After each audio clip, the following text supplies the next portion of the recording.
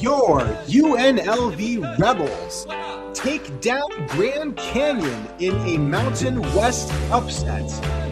What a fun game. It was a great environment. Lots of Grand Canyon students made the trip. Let's break down the game. Let's tell you how the Rebels were able to pull this off. Down 4 starters. This is the Let's Run podcast.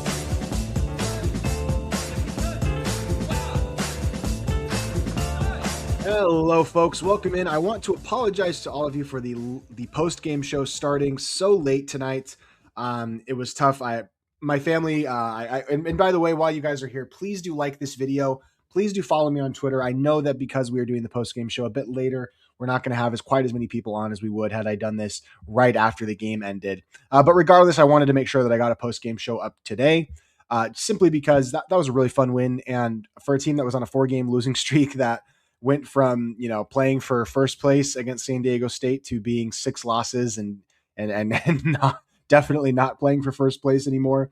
It was a really fun environment. I want to break it down for you and tell you how the Rebels were able to pull this off. So please do like this video. Please do subscribe to the channel. Thank you so much for being here. Tavon says, am I the only one who noticed this was supposed to be a blackout?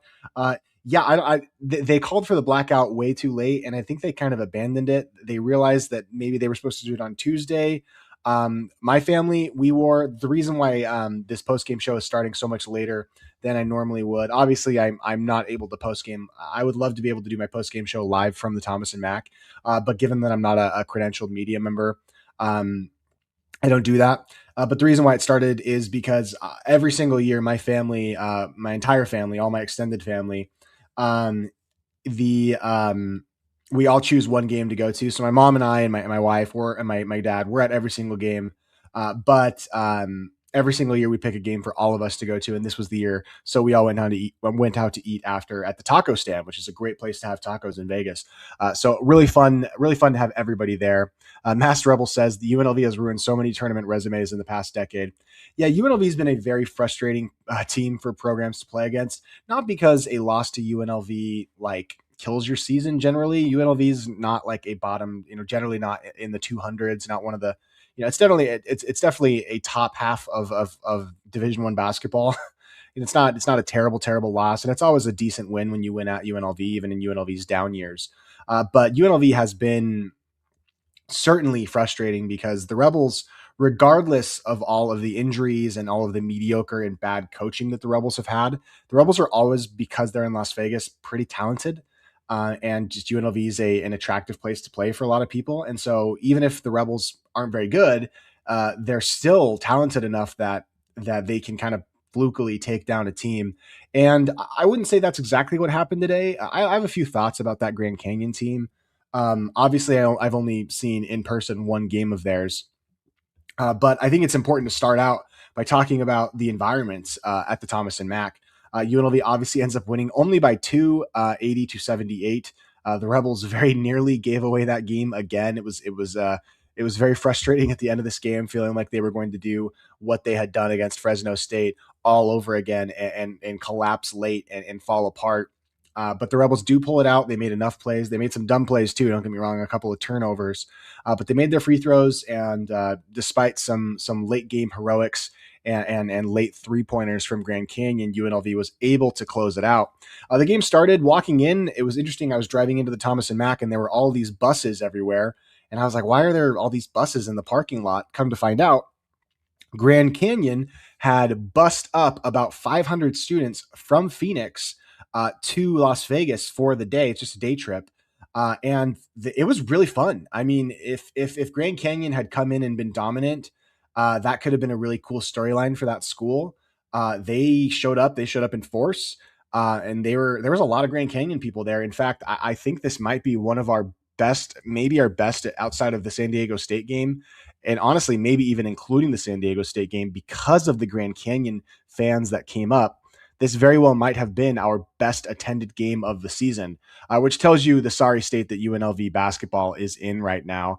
That it would take, the Grand Canyon student section showing up to our game.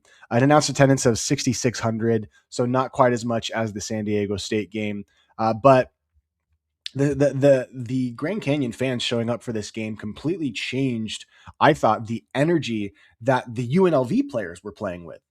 It was a better environment and a more, it was a better environment for the Running Rebels to have those Grand Canyon fans there than had they not been there, because it raised the energy of the arena. The UNLV fans were trying to kind of match the Grand Canyon fans' energy. They didn't quite do it. And, UNLV was in front basically for most of this game. And so it wasn't like a game where the Grand Canyon fans were going crazy the whole time.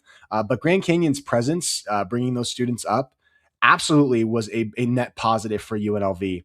And that just tells you how sorry the Thomas and Mack has become as a home environment, that other fan bases coming in and cheering against the Rebels actually tends to help the Rebels just because of how quiet the Thomas and Mack is. A couple of other comments here that we'll get to. I've never seen a Rebel team that has so many players foul out. It's a big problem, and it's one that Josh Pastner talked about in his, and I'll get into it later, kind of as we go through the game. But this Run and Rebel team has a couple of guys, and a lot of players foul out too. It's not just these two guys, but Emmanuel Steffen and Kamani Hamilton cannot stay on the court. Their fouls often aren't even really related to the play. It's not like Kamani Hamilton is getting fouls, by contesting dudes at the rim. All of these fouls are being committed on the perimeter, 40 feet from the basket, or, not even in the half court, in the full court. Kamani Hamilton is I don't have anything against Kamani personally. I think he's probably a really nice guy. And when I say this, I mean Kamani, the basketball player, but he's genuinely one of maybe the most frustrating Run and Rebel of my lifetime as a player, to have so much talent and yet to throw your game away with stupid fouls and just a lack of discipline when you're supposed to be the best player on the team. Kamani is as frustrating as it gets. Emmanuel Steffen, a lot of that you can just kind of, maybe he's not that good. And also he's a freshman basically. So I guess we'll see with Emmanuel Steffen if it's a problem next year. If he looks the same way next year, he really can't score. His rebounding isn't great. He's just kind of a big body to have in the middle of the court, which is helpful. Don't get me wrong. But Emmanuel Steffen and Kamani Hamilton are the huge problem. Walter Brown also gets a ton of fouls, but with Walter, it makes a lot more sense. UNLV is asking Walter Brown to basically play center a lot. And he is only 6'5", and so him getting a lot of fouls intuitively makes a lot of sense to me. But even, and honestly, I think that when Kamani is struggling so much with foul trouble and Emmanuel, I think it kind of bleeds down to the rest of the roster, and you can see guys like Dre Gibbs Lawhorn also get into foul trouble. Useless Raid says they called it a blackout way too late. I totally agree. If UNLV had lost this game in the same fashion as Fresno State, the fans would be hotter than fish grease. Totally. I'm grateful they won, because that Fresno State game was an abomination of a performance by the Running Rebels and by Coach Pastner and by the entire staff. So I guess we'll see. Vian Trujillo says no need to worry about the late post. Great show as always, and family comes first. Thank you. I appreciate that. Daryl says, can we give Hamilton and Steffen 4 fouls every game? That is a guarantee every game. I think Kamani's averaging like 4 fouls a game on the season. He just fouls out a lot, can't control his body, puts himself in bad positions, and just makes dumb decisions. And Emmanuel Steffen kind of the same, although Emmanuel Steffen, it's so weird because he's so much more talented than this. I really feel like there's a level that Emmanuel Steffen could get to, but he's just not getting to right now. And the foul trouble is more emblematic of just bad positioning. But Emmanuel Steffen's fouls are a lot more excusable than Kamani's are. I mean, they often happen at the rim. Kamani's are happening 45 feet from the basket. It's the dumbest. Kamani, he likes to try and poke the ball away after the other team gets a defensive rebound. And almost always it just kind of ends up resulting in a foul. I don't know why the staff can't get him just to run back and play defense. But if you wonder why Kamani struggles, Kamani's not a good rebounder. In this game, Kamani only had, and I guess we can open up the stats here so that we can go over them. In this game, Kamani only had, I think he had like 4 rebounds, maybe. Kamani had 5 rebounds.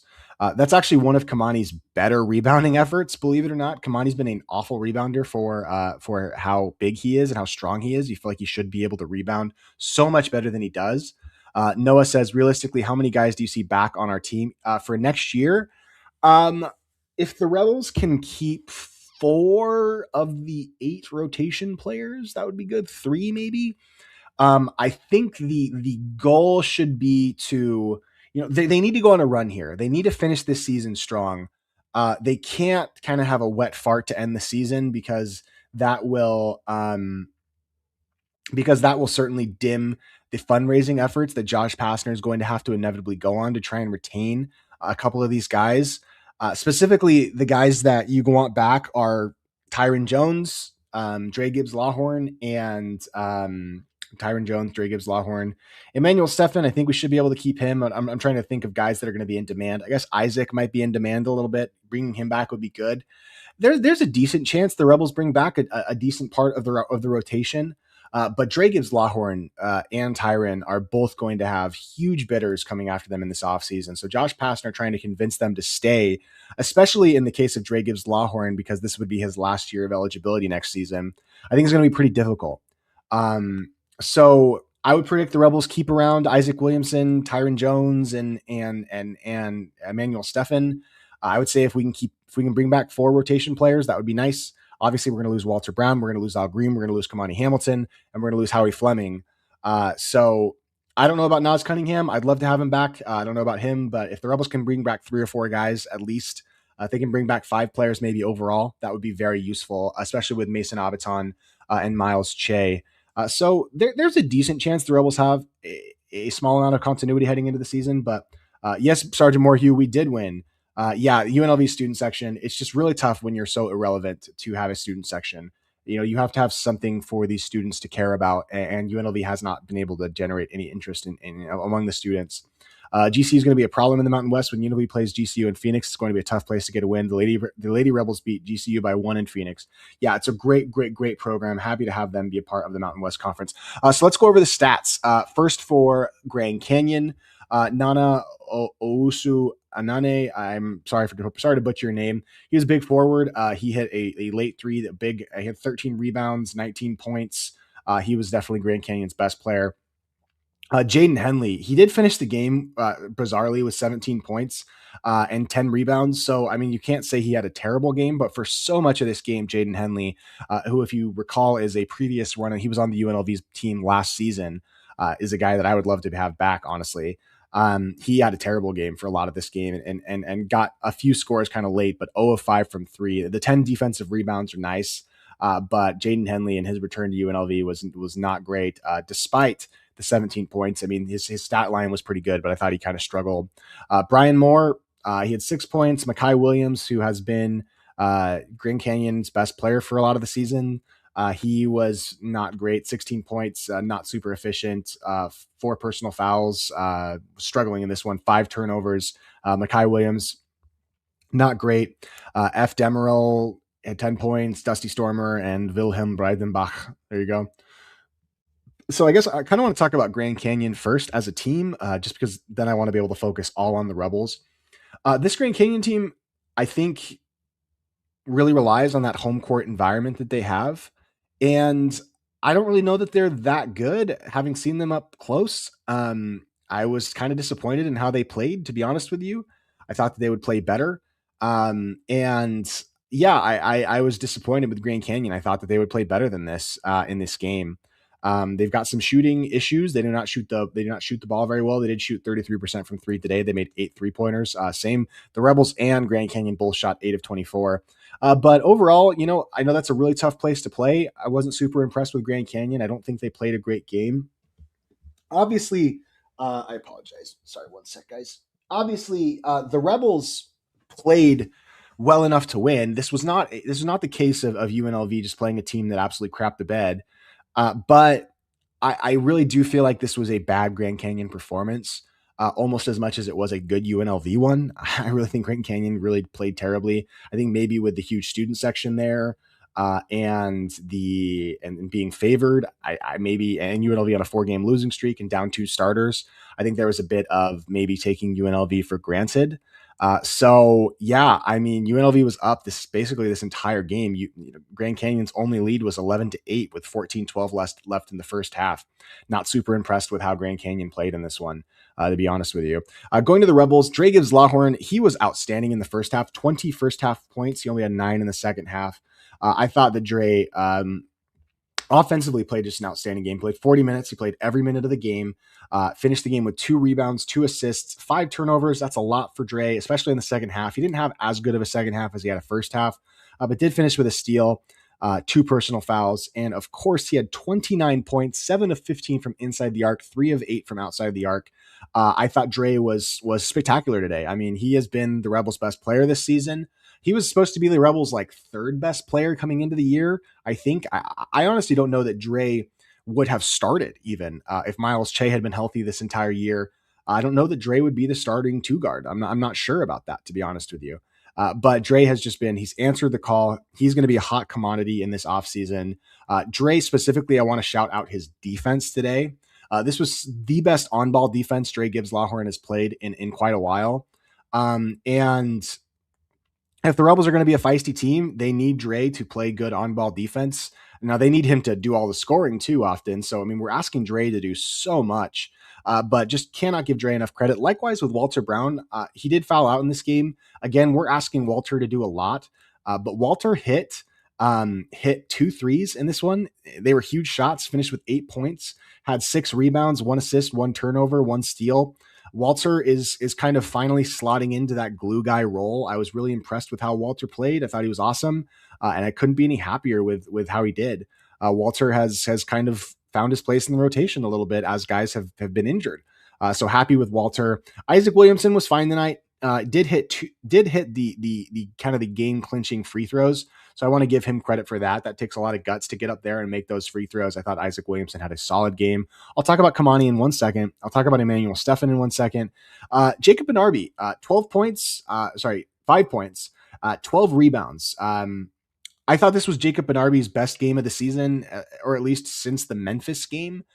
Jacob was good enough defensively. I thought having, if UNLV is playing a zone, the guy that benefits the most from it is Jacob Benarbi because he just does not have good foot speed at all. Jacob's a slow, plodding guy. And again, Jacob, 5 assists to 1 turnover. I mean, that was Jacob's MO at the beginning of the season, that he was an awesome rebounder and he was a good passer. He did have his 1 turnover was pretty egregious. But I have been as critical of Jacob Benarbi as any human being is as critical of anybody on the planet Earth. And Jacob played awesome today. So I want to give him credit and make sure that he is recognized for the great efforts that he had. Nas Cunningham, he played 27 minutes for Nas Cunningham, only took 3 shots, did make a really tough and one. Didn't have a great game, did finish with 3 assists, 2 turnovers, two rebounds. I thought Nas looked like he belonged. He took shots more in the offense. He's so talented. I think the best version of this team would have Nas kind of as the starting shooting guard. Really, to be honest, I really think Nas is good enough that he could do that. And I want to see him continue to get playing time. He could be so good for this team. Jalen Cunningham, I want to give a shout out to the walk on. He got a steal in this game. I guess it was they called it a block. Came in, played 5 minutes, did everything he was asked to do, and just shout outs to the walk on player Jalen Cunningham. Really cool story. As UNLV was down so many guys in the rotation tonight, and of course we're dealing with foul trouble.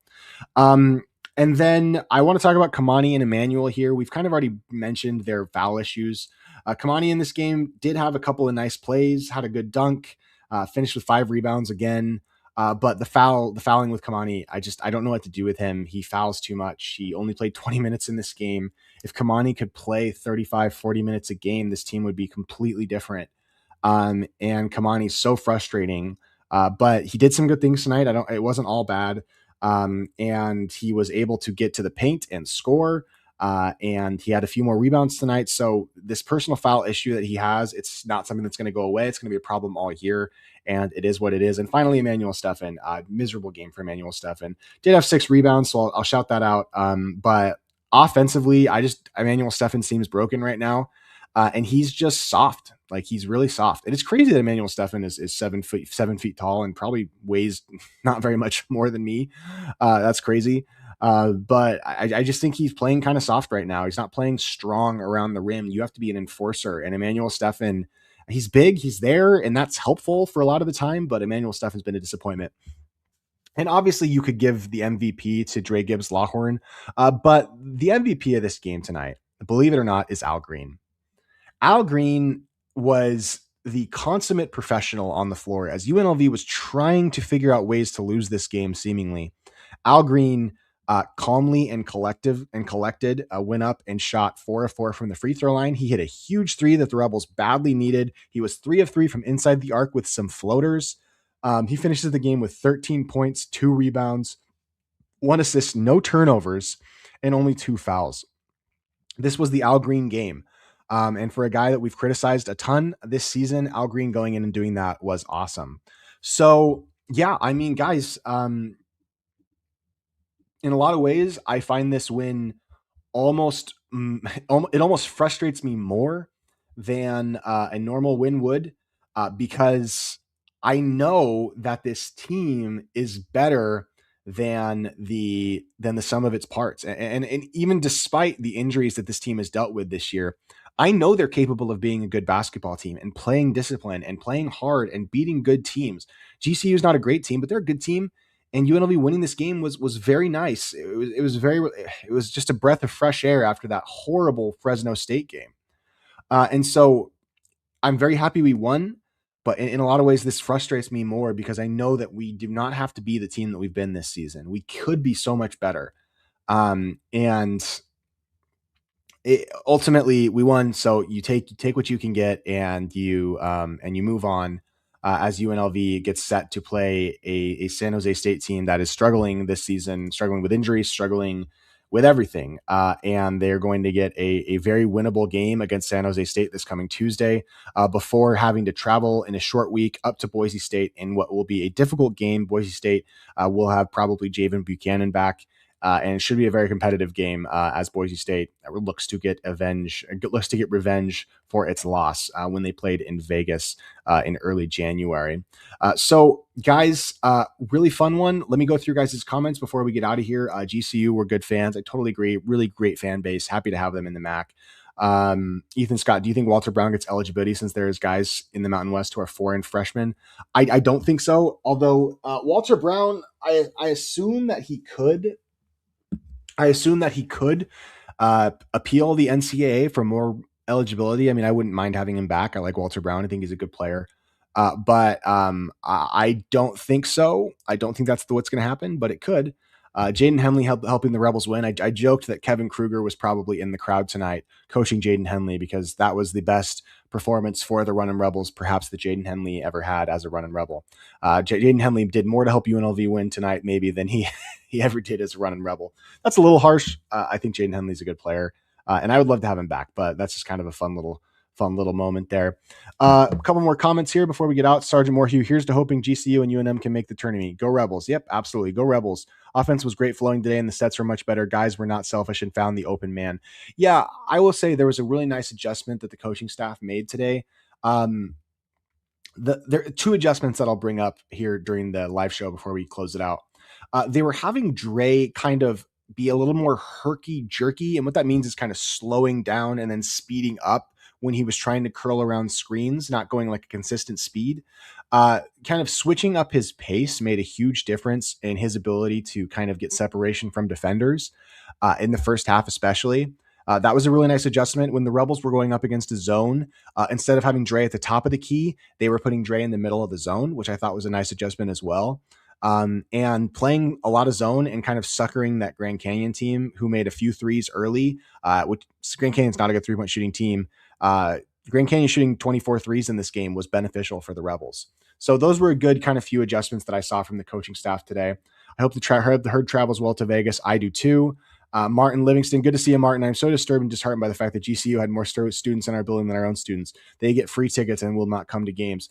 They have to have something to come to. I mean, GCU has provided a fun environment and a relevant team for its students, and therefore its students care. UNLV will have to do that in order to be able to attract students to games. That's just a fact of life. There's no way around it, and UNLV is not there yet. And I don't know if they're going to get there. We'll see. Lucky says Dre going to have a chance to make serious coin this offseason. Yeah, I mean, Dre, I guess we'll see. I hope we can keep him. I feel it added to the environment, though. I know it was a lot more boisterous than normal. Yep, it totally did. I just want Jacob Benarby to make a layup. Yeah, Jacob still wasn't great around the rim today, but had some good moments, and I was proud of Jacob for his performance today. Likewise, Blurt says Benarby with the Dennis Rodman performance. Totally, it was a really great performance from Benarby today. Hamilton's play and body language at times come across like he cannot wait for the season to end. Yeah, I don't know what he wants the season to be over for. This is his last time playing college basketball, so I mean, I feel like he should be a little more. I feel like he should be doing better than he is. What happened to the Stefan that had like 5 posters against Stanford? Yeah, Stefan's lost his confidence for sure. But guys, that's where I'm going to end the show today. Sorry to have gotten it up again so late. I know that we probably missed some people. Hopefully, they can catch the live stream later. But thank you so much for being a part of the show. I appreciate you all, and let's run.